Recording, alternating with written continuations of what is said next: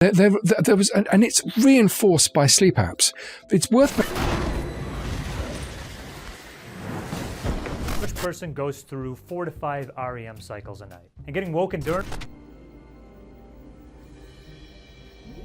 I don't think I'm getting any because my app is telling me I don't get any slow waves. I thought it was just another side gig. You know, one of those easy paychecks for answering surveys or testing some harmless new technology.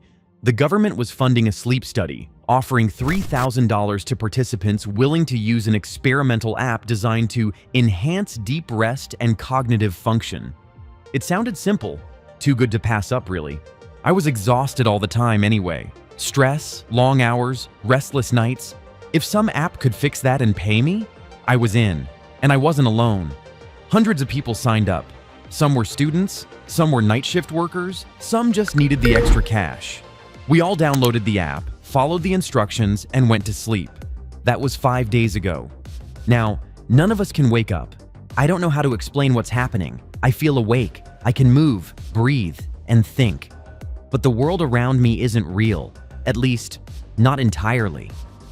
At first, everything seemed normal. I woke up, stretched, and checked my phone.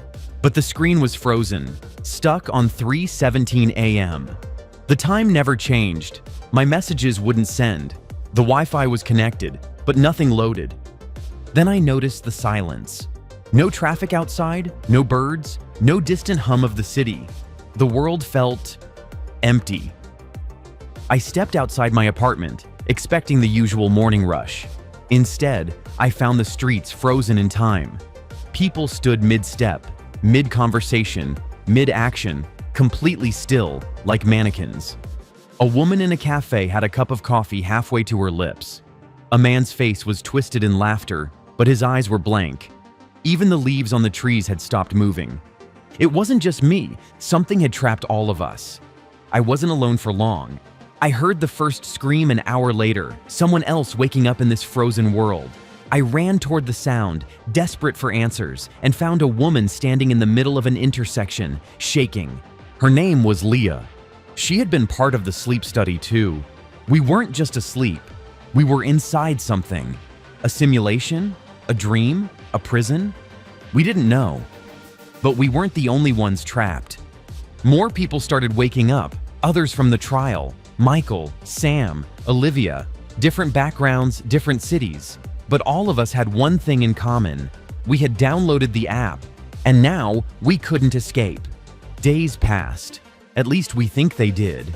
It was impossible to tell time when the sky never changed, when the clocks never moved. We stopped using words like morning or night because they didn't mean anything anymore. The city remained frozen, but we weren't.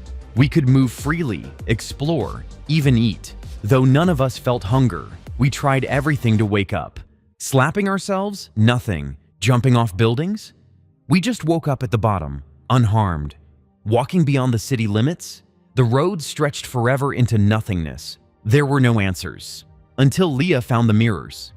We hadn't noticed them before. They were normal at first glance, storefront reflections, bathroom mirrors, car windows. But when we looked directly into them, something changed. The reflections weren't ours. They were versions of us, slightly off. Leah's reflection had no eyes. Michael's smiled even when he wasn't. My own stared back at me with a look I didn't recognize, like it knew something I didn't. And then my reflection spoke. "You shouldn't be here." I stumbled back, heart pounding. What do you mean?" I stammered. It tilted its head, studying me like I was the strange one. Then it whispered, just before the mirror darkened, "They're coming." We didn't sleep that night. Or maybe we did. Maybe we were always asleep. Either way, the next morning, things changed. The frozen people started moving. Not all at once, just little things. A twitch of a hand, a blink, a slow turn of the head, their eyes tracking us wherever we went. It was Leah who noticed the worst part. "They're getting closer." She was right. The people who had been frozen across the city, they were shifting. A step forward here, a new position there. Never when we were looking. But every time we turned away, they moved closer. We stopped looking away. We stopped blinking. It didn't matter. That night, Michael disappeared. 1 second, he was with us. The next, gone. No sound, no struggle, just missing. We searched the entire city, screaming his name. Then, we found his phone.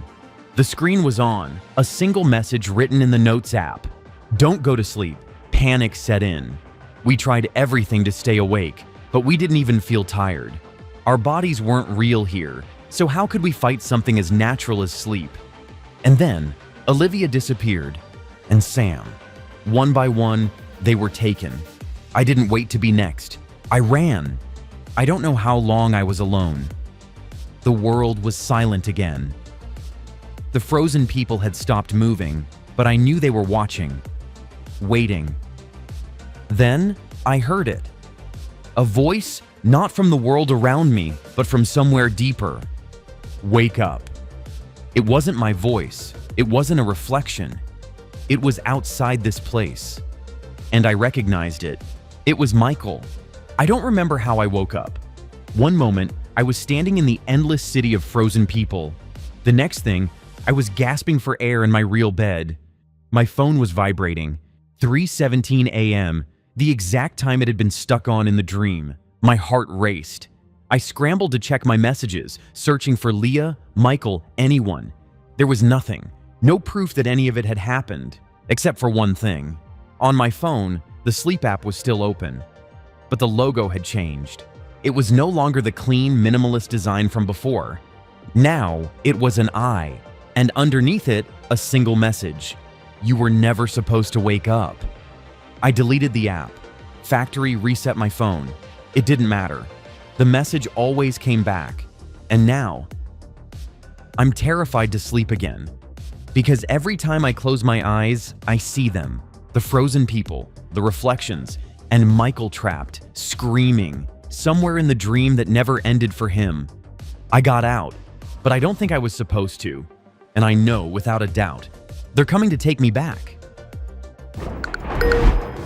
What if you were unable to wake from that dream?